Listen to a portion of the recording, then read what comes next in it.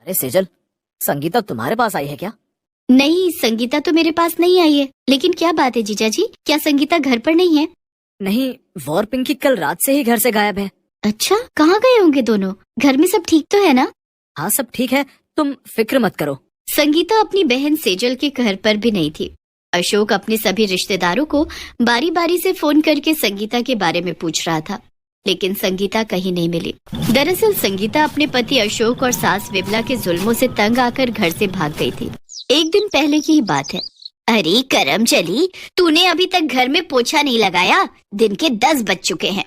लेकिन माँ जी, आप तो जानती हैं कि मेरा 9वां महीना चल रहा है, इस हालत में पोछा लगाऊं भी तो कैसे? बड़ी आई महारानी, तेरे बाप ने दहेज में बड़े नौकर चाकर भेजे हैं तेरे साथ।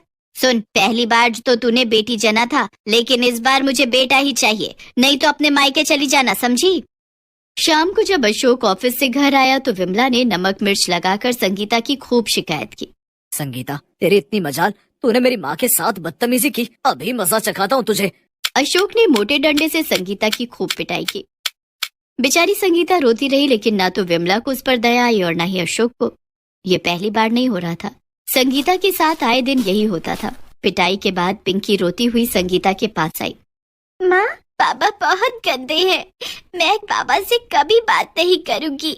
नहीं पिंकी, ऐसा नहीं कहते। संगीता ने रोते हुए पिंकी को गले लगा लिया। पिंकी, अब हम इस जगह पर 1 मिनट भी नहीं रहेंगे। लेकिन माँ, बाहर इतनी ठंड है, हम लोग कहाँ जाएंगे? पता नहीं, लेकिन जहाँ भी जाएंगे यहाँ से तो खुशी रहेंगे। संगीता और पिंकी के साथ घर में नौकरों जैसा बर्ताव किया जाता था। दिसंबर की बर्फ जैसी ठंड में भी उनके पास पहनने के लिए गर्म कपड़े नहीं थे, लेकिन संगीता ने सोच लिया था कि वो अब यहाँ नहीं रहेगी।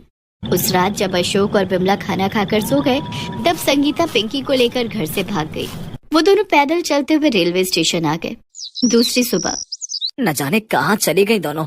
अरे जाएगी कहाँ, संगीता का तो 9वां महीना चल रहा है, यहीं कहीं होगी आसपास, थोड़ी देर में आ जाएगी। लेकिन शाम तक संगीता और पिंकी का कुछ पता नहीं चला। आए हाय, न जाने कहाँ चली गई करम चली। अब घर का काम कौन करेगा, सारे बर्तन जूठे पड़े हैं। तुम्हें घर के काम की पड़ी है, मुझे डर है कि कहीं उसके माँ बाप उसे ढूंढते हुए यहाँ ना आ जाए। अरे आने दो, कह देंगे यार के साथ भाग गई। इधर संगीता 5 साल की पिंकी को लेकर ट्रेन में बैठ गई। दोनों ठंड के मारे कांप रहे थे। ट्रेन के चलते ही खिड़की से ठंडी हवा ट्रेन के अंदर आने लगी। दोनों माँ बेटी ठंड से बचने के लिए अपने हाथ पैर मोड़कर सिकुड़ कर बैठ गए। माँ, मुझे बहुत ठंड लग रही है, ये ट्रेन कब रुकेगी? पिंकी बेटा, थोड़ी देर की बात है, ट्रेन रुक जाएगी, तू मेरी साड़ी का आंचल ओढ़ ले। संगीता पिंकी को अपनी साड़ी के आंचल से ढक देती है। धीरे धीरे ट्रेन की रफ्तार और तेज हो जाती है। पिंकी ठंड के मारे रोने लगती है। इधर संगीता के पेट में बहुत तेज दर्द होने लगता है। वो दर्द के मारे चीखने लगती है। संगीता की हालत देखकर पिंकी बहुत घबरा जाती है। माँ, तुम्हें क्या हो रहा है? कोई मेरी माँ की मदद करो। संगीता और पिंकी को देखकर ट्रेन के दूसरे यात्री नाराज होने लगते हैं। कैसे कैसे लोग ट्रेन में चढ़ जाते हैं, भला ऐसी हालत में से अकेले ट्रेन में सफर करने की क्या जरूरत थी? संगीता जोर जोर से चिल्ला रही थी। थोड़ी देर के बाद ट्रेन एक स्टेशन पर रुक गई और ट्रेन में सवार यात्रियों ने संगीता और पिंकी को उस स्टेशन पर उतार दिया। रात बहुत हो चुकी थी और रेलवे स्टेशन पर सिवाय ठंडी हवाओं के और कोई नहीं था। संगीता जमीन पर ही लेट गई और वहीं उसने एक प्यारे से बेटे को जन्म दिया। माँ, ये मेरा भाई है। हाँ पिंकी बेटा, ये तुम्हारा भाई है। माँ, हम इसका नाम पिंकू रखेंगे। ठीक है पिंकी बेटा, लेकिन तुम्हारे भाई को ठंड लग रही होगी। पिंकी कहीं से एक फटा हुआ कंबल लेकर आती है और पिंकू को उस कंबल से ढक देती है। अब संगीता और पिंकी उसी स्टेशन पर रहने लगी।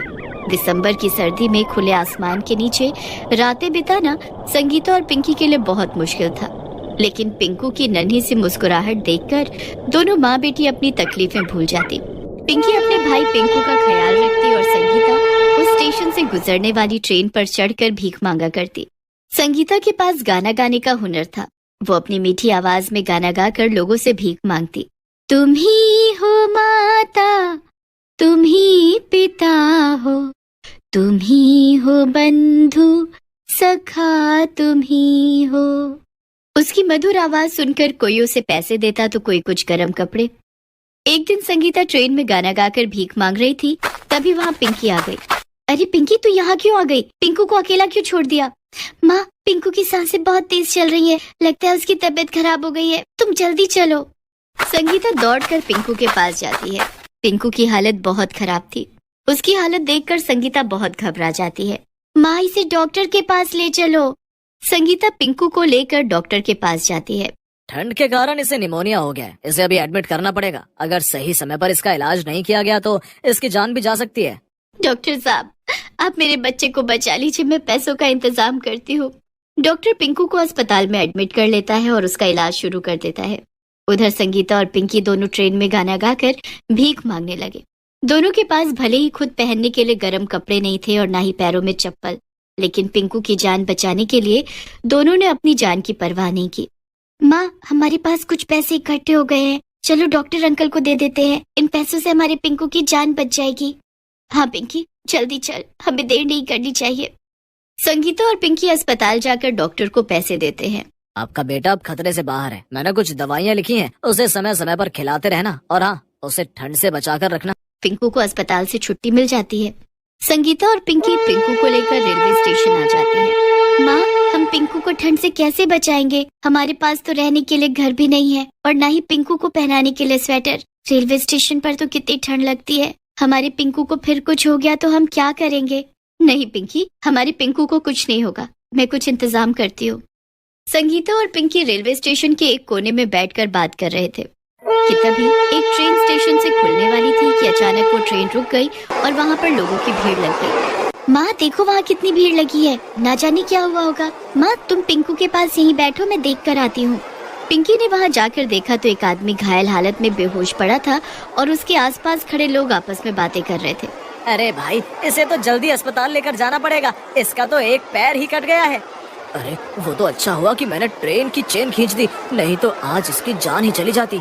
पिंकी ने जब गौर से उसका चेहरा देखा तो वो उसे पहचान गई और दौड़कर संगीता के पास आई। माँ, जल्दी चलो, वहाँ पर पापा का एक्सीडेंट हो गया है और वो बेहोश पड़े हुए हैं। संगीता दौड़ी दौड़ी वहाँ जाती है। संगीता ने देखा कि अशोक खून से लथपथ जमीन पर पड़ा हुआ था, लेकिन कोई भी उसकी मदद के लिए आगे नहीं आ रहा था। पिंकी बेटा, पापा को जल्दी से अस्पताल लेकर जाना होगा, मैं पापा को अस्पताल लेकर जाती हूँ, तो यहाँ पिंकू का ध्यान रखना। ठीक है माँ। संगीता कुछ लोगों की मदद से एक ऑटो रिक्शा पर अशोक को बिठाकर अस्पताल ले गई। इधर पिंकी ने पिंकू को गोद में लेकर ट्रेन में भीख मांगना शुरू कर दिया। पापा के इलाज के लिए माँ को पैसों की जरूरत पड़ेगी, भीख में मिले पैसे पापा के इलाज में काम आएंगे। छोटी सी पिंकी की गोद में नन्हा बच्चा देखकर लोगों ने पिंकी को ज्यादा पैसे दिए। इधर अस्पताल में डॉक्टर ने अशोक का इलाज शुरू कर दिया।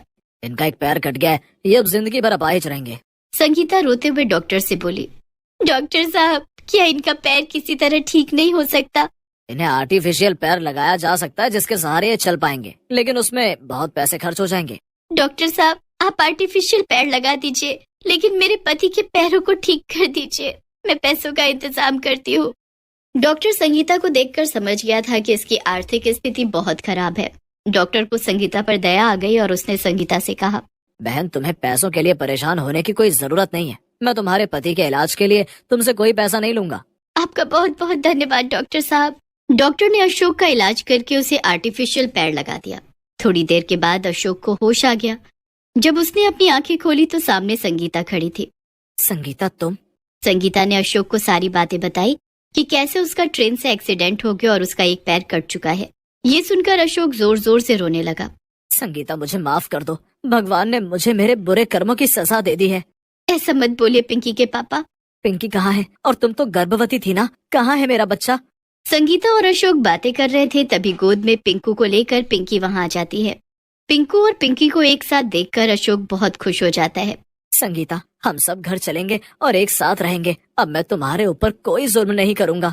कुछ दिनों तक अशोक अस्पताल में रहकर आर्टिफिशियल पैर के सहारे चलने की कोशिश करता रहा और उसके बाद चारों घर आ गए। संगीता की सास विमला में भी काफी बदलाव आ चुका था। वो अपने पोते पोती के लिए नए नए स्वेटर बनाकर उन्हें पहनाने लगी। दिसंबर की बर्फीली रात थी। सरजू अपना ढाबा बंद कर रहा था। यूं तो सरजू का ढाबा पूरी रात खुला रहता, लेकिन उस दिन ठंड बहुत ज्यादा थी। सरजू के पास पहनने के लिए कोई गर्म कपड़े भी नहीं थे, इसलिए उसे बहुत ठंड लग रही थी। सरजू शहर के हाईवे पर अपना छोटा सा ढाबा चलाता था। ठंड के मौसम में रात में वहाँ से कुछ ही गाड़ियाँ गुजरती, लेकिन सरजू के ढाबे पर बन रही गरम गरम चाय को देखकर सभी गाड़ी और ट्रक वाले सरजू की दुकान पर चाय पीने के लिए जरूर रुकते थे, जिससे सरजू की थोड़ी बहुत कमाई हो जाती थी और जैसे तैसे गुजारा हो रहा था। उस रात जब सरजू अपना ढाबा बंद कर रहा था, तभी वहाँ एक गाड़ी आकर रुकी। गाड़ी में जोर जोर से गाने बज रहे थे और कुछ लड़के गाड़ी में बैठकर शराब पी रहे थे। उसमें से एक लड़के ने सरजू को आवाज लगाई, अबे छोटे, सुन इधर आ। अभी आया मालिक। जी मालिक। देख, हमें जोरों की भूख लगी है। तेरे ढाबे पर खाने के लिए जो भी है जल्दी से ले आ। सरजू उस वक्त ढाबे पर अकेला था। उसने देखा तो ढाबे पर आलू पराठे के अलावा कुछ भी नहीं था। प्लेटों में आलू पराठे लेकर उन लड़कों के पास आया। जब उन लड़कों ने आलू पराठा खाना शुरू किया तो पराठे थोड़े ठंडे थे और उन्होंने सरजू को फिर आवाज लगाई, अबे इतनी ठंड में तो हमें ठंडे पराठे खिला रहा है। मालिक, ये पराठे मैंने अभी अभी बनाए हैं। ठंड बहुत ज्यादा पड़ रही है ना, तो मालिक इसलिए पराठे जल्दी ठंडे हो जाते हैं। अबे हमें बेवकूफ बना रहा है? ये पराठे तूने बहुत पहले ही बना कर रख लिए होंगे, तभी इतने ठंडे हो गए। इतना कहकर उस लड़के ने आलू पराठा सरजू के मुंह पर फेंक दिया। ये आप क्या कह रहे हैं मालिक? आप लोग शराब के नशे में हैं, इसलिए मेरे साथ बदतमीजी कर रहे हैं। क्या कहा? हमें बदतमीज बोल रहा है? अबे तेरी इतनी हिम्मत! ठंडा पराठा खिलाकर हमें अकड़ दिखा रहा है? हमसे जबान लड़ाएगा? भाइयों, बहुत ठंड हो गई है ना, इसलिए इसके पराठे ठंडे हो गए हैं। आओ हम मिलकर इसके पराठे को गर्म कर दें। और इतना कहकर उन सभी लड़कों ने सरजू की खूब पिटाई की और सरजू के ढाबे पर शराब छिड़क कर ढाबे में आग लगा दी। उसमें से एक लड़के ने सरजू से कहा, ले, हमने आग जला दी है, अब कर ले अपना पराठा गरम। और सभी लड़के जोर जोर से हंसने लगे। अपने ढाबे को अपनी आंखों के सामने जलता देखकर सरजू उन लड़कों के आगे हाथ जोड़कर गिड़गिड़ाने लगा, ये क्या कर रहे हैं मालिक? ऐसा मत कीजिए, मैं गरीब आदमी हूँ। इस ढाबे के सहारे किसी तरह से अपने परिवार का पेट पाल रहा था। लेकिन सरजू के गिड़गिड़ाने का उन लड़कों पर कोई असर नहीं हुआ और सरजू का ढाबा धू धू करके जल रहा था। देख, अब तेरे सारे पराठे गर्म हो गए होंगे। तुझे बहुत ठंड लग रही होगी ना? जाके आग ताप ले, जा। बेचारा सरजू रोता बिलखता अपने ढाबे को जलता हुआ देख रहा था।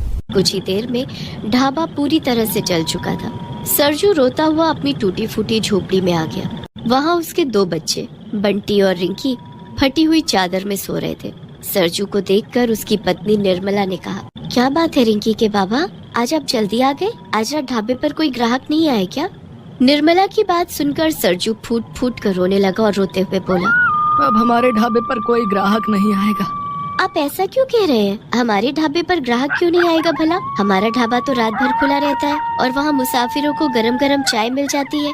सरजू ने रोते हुए निर्मला को सारी बात बताई। ढाबा पूरी तरह से जल जाने की बात सुनकर निर्मला बहुत परेशान हो गई। अब हम क्या करेंगे? हमारा गुजारा कैसे चलेगा? ढाबे से रोज की जो कमाई होती थी उसी से तो हमारी दाल रोटी चल रही थी। हम दोनों तो भूखे रह लेंगे, लेकिन बच्चों को तो भूखा नहीं रख सकते। और कजरी भी तो है, उसका चारा कहाँ से आएगा? सरजू और निर्मला के पास एक गाय कजरी थी, जिसके दूध से ही सरजू अपने ढाबे पर चाय बनाता था। मुझे तो कुछ समझ नहीं आ रहा है रिंकी की माँ। ढाबा खोलने के लिए हमने जो कर्ज लिया था अभी तो वो भी नहीं चुकाया। सब कुछ ठीक चल रहा था, लेकिन न जाने भगवान हम गरीबों के साथ ही ऐसा क्यों करता है। अब रोने से कुछ नहीं होगा, धीरज रखिए। ऊपर वाला कोई ना कोई रास्ता जरूर दिखाएगा। हम कुछ न कुछ बंदोबस्त कर लेंगे। लेकिन हम क्या करेंगे? हमारे पास तो नया ढाबा खोलने के लिए पैसे भी नहीं है। अब हमें कर्जा कौन देगा? इस बारे में हम कल सोचेंगे। अभी रात बहुत हो गई है, आप सो जाइए। सरजू और निर्मला के पास ओढ़ने के लिए एक चादर भी नहीं थी। दोनों ठंड में कपकपाते हुए सोने की कोशिश करने लगे। थका हुआ सरजू तो सो जाता है, लेकिन निर्मला की आंखों में नींद नहीं थी। वो रात भर यही सोचती रही कि अब आगे क्या होगा, उनका गुजारा कैसे चलेगा। ये सब सोचते सोचते कब सुबह हो गई निर्मला को पता ही नहीं चला। और कजरी के रंभाने की आवाज सुनकर वो उठकर झोपड़ी के बाहर आई। कजरी, तूने भी आज सुबह सुबह ही गोबर कर दिया। अब इस ठंड में सबसे पहले गोबर साफ करना पड़ेगा। निर्मला कजरी के गोबर को उठाकर कचरे में फेंकने ही वाली थी कि तभी उसे कुछ ध्यान आया कि गोबर तो बड़ा काम आ सकता है। जब इस गोबर से घर लीप सकते हैं तो ढाबा क्यों नहीं बना सकते। निर्मला ने कजरी के गोबर को एक जगह रख दिया और उसने सरजू को जगाया। रिंकी के बाबा उठो, हमारी कजरी ने गोबर कर दिया है। तो उसे साफ कर दो ना, मुझे क्यों जगा दिया? अरे मैं क्या कह रही थी, हम कजरी के गोबर को इकट्ठा करके गोबर का ढाबा बना सकते हैं। निर्मला की बात सुनकर सरजू तुरंत उठकर बैठ गया और बोला, क्या गोबर का ढाबा? लेकिन गोबर का ढाबा कैसे बनेगा? अरे हम जंगल से कुछ बांस, लकड़ियां और घास फूस ले आएंगे और उससे ढाबे की दीवार खड़ी कर देंगे और फिर उन दीवारों पर मैं गोबर का लेप लगा दूंगी, जिससे ठंडी हवा ढाबे के अंदर नहीं आएगी। गोबर से ढाबे का चूल्हा भी बनाया जा सकता है। हमारा ढाबा बिना खर्चे के बनकर तैयार हो जाएगा और हमें किसी से कर्जा भी नहीं लेना पड़ेगा। निर्मला की बात सुनकर सरजू बहुत खुश हो जाता है। अब सरजू रोज जंगल जाकर कुछ बांस, लकड़ियां और घास फूस इकट्ठा करने लगता है। इधर निर्मला कजरी का गोबर इकट्ठा करने लगती है। सरजू और निर्मला ने मिलकर ढाबे वाली जगह की साफ सफाई की। उसके बाद दोनों लकड़ी, बांस और घास फूस की मदद से ढाबा बनाने लगे। इस काम में बंटी और रिंकी भी उनकी मदद करने लगे। कुछ दिनों के बाद रिंकी की माँ, हमारे ढाबे की दीवार तो बनकर तैयार हो गई है, अब तुम इसमें गोबर का लेप लगाना शुरू कर दो। हाँ रिंकी के पापा, मैंने कजरी का गोबर इकट्ठा कर लिया है और अब बहुत सारा गोबर इकट्ठा हो गया है। मैंने आज ही ढाबे की दीवारों पर गोबर का लेप लगाना शुरू कर दूंगी। निर्मला ने ढेर सारे गोबर में थोड़ा सा पानी मिलाकर उसका लेप तैयार कर लिया और अपने ढाबे की दीवारों पर चारों तरफ से गोबर का लेप लगाने लगी। अरे वाह, ढाबे की दीवारों पर गोबर का ये लेप बिल्कुल सीमेंट की तरह लग रहा है। इससे हमारा ढाबा मजबूत भी हो जाएगा। लगभग 2 दिन की मेहनत के बाद निर्मला ने पूरे ढाबे को गोबर का ढाबा बना दिया। उस ढाबे की दीवारों पर निर्मला ने गोबर से फूल, पत्तियां और छोटी छोटी चिड़िया बनाकर उसे एक खूबसूरत रूप दे दिया। निर्मला ने ढाबे के अंदर गोबर का एक चूल्हा भी बना दिया। अब गोबर का ढाबा बनकर तैयार था, जो देखने में भी बेहद खूबसूरत लग रहा था। सरजू ने एक बार फिर से अपने ढाबे की नई शुरुआत की। ढाबे के पास से गुजरने वाले राहगीर ढाबे की खूबसूरती देखकर फिर से सरजू के ढाबे पर रुकने लगे और चाय नाश्ता करने लगे। साथ साथ राहगीर सरजू के ढाबे की तारीफ करने लगे। सरजू का ढाबा चर्चा का विषय बन चुका था। दूर दूर से लोग उसके ढाबे की खूबसूरती देखने आने लगे। अरे, ये तुमने नया ढाबा बनाया है क्या? जी मालिक, ये गोबर का ढाबा है। ये ढाबा मेरी पत्नी निर्मला ने बनाया है। इसे बनाने में हमें 1 रुपए भी खर्च नहीं करना पड़ा। अरे वाह भाई वाह, और देखने में ये ढाबा काफी सुंदर भी लग रहा है। तुम्हारी पत्नी के हाथों में जादू है भाई, तभी तो तुम्हारे ढाबे पर पहले से भी ज्यादा ग्राहक आ रहे हैं। मालिक, अगर उस दिन उन लड़कों ने मेरा ढाबा न जलाया होता तो मैं गोबर का ढाबा बनाने की कभी नहीं सोच पाता। फिर सरजू ने उस राहगीर को उस दिन की सारी घटना बताई। ओह, बहुत बुरा हुआ भाई तुम्हारे साथ, लेकिन कहते हैं ना कि हर बुराई में कुछ अच्छाई छिपी होती है। तुम्हारे गोबर के खूबसूरत ढाबे को देखने के लिए यहाँ से गुजरने वाला जो है ना, हर राहगीर ढाबे पर रुकता है और तुम्हारे ढाबे पर चाय नाश्ता करके जाता है। क्या तुम मेरे लिए भी ऐसा ही एक ढाबा बना दोगे? मैं तुम्हें इस काम के लिए अच्छे पैसे दूंगा। ये ढाबा जो है थोड़ा सा अलग हटकर है, शहर के महंगे रेस्टोरेंट को भी मात दे रहा है ये। अगर मैं शहर के बीचों बीच ऐसा ही एक ढाबा खोल लूं तो काफी ग्राहक आएंगे। राहगीर की बात सुनकर सरजू बहुत खुश हो गया। क्यों नहीं मालिक, मैं और मेरी पत्नी दोनों मिलकर आपके लिए गोबर का ढाबा बनाकर तैयार कर देंगे। सरजू उस राहगीर से बात कर ही रहा था कि तभी वो चारों लड़के फिर से वहां गए। वो उस दिन भी शराब के नशे में धुत थे। उसमें से एक लड़के ने सरजू से कहा, अच्छा, तो तूने नया ढाबा खोल लिया है? इस बार औकात में रहना और हमसे बदजुबानी मत करना। लेकिन उस दिन सरजू ढाबे पर अकेला नहीं था। ढाबे पर और भी ग्राहक थे और सभी सरजू के सपोर्ट में थे। उन लड़कों को सरजू के साथ बदतमीजी करता देखकर एक ग्राहक ने फोन करके पुलिस को बुला लिया। थोड़ी देर में पुलिस आ गई और सभी लड़कों को पकड़कर थाने ले गई।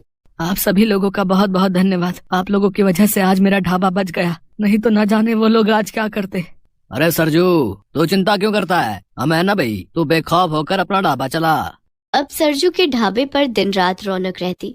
सरजू की खूब कमाई होने लगी और उसने कर्जे के पैसे भी चुका दिए।